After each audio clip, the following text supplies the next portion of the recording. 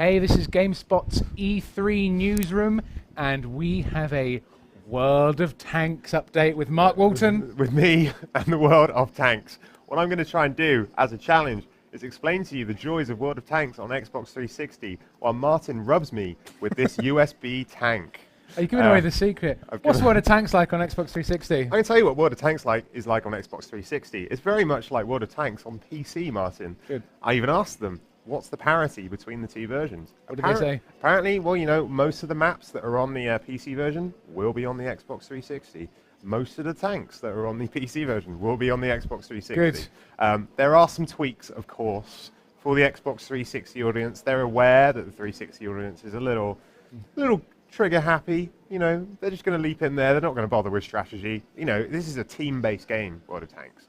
So, you know, they're making some tweaks to make it better for the 360 audience. So it's more deathmatchy, I guess.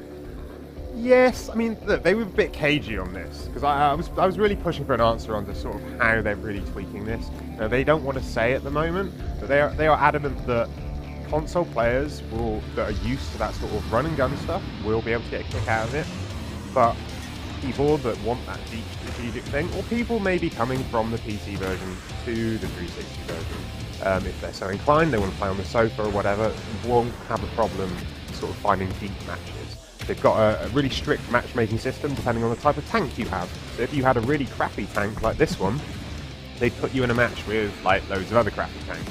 If you have an awesome tank that you may have paid for, thanks to the freemium model. Actually, they don't call it free to play. They call it. I think it's like free to win. I think is their catchphrase. Right. So, in other words, you can't buy super awesome tank hardware. You're like, I've got the biggest tank in the world. I'm going to blow the crap out of you because I've got loads of money. Can't do that. Can't do that. But there will be the microtransaction. Microtransactions are still there. You know, this is still a free-to-play game. You know, you're going to be able to buy tanks. You're going to buy certain armors, etc. The difference is that people that have bought those sort of types of paid stuff will be placed in different tiers. And when you do matchmaking, you're matched up with those tiers, and you know that's how they're trying to balance it out. So no one's got an advantage. At least that's how the theory goes. That's what they're saying. That's what they're saying. All right. Well, Tanks for the update, Mark. Oh, nicely done, Martin Gaston. It is only day one of the 3 days of E3. There is hours and hours of live content left on our Stage 1 and Stage 2, so keep tuned to that. And we, of course, would love to know any questions or comments you have on World of Tanks or anything else this week, and you can reach us on #GameSpotE3.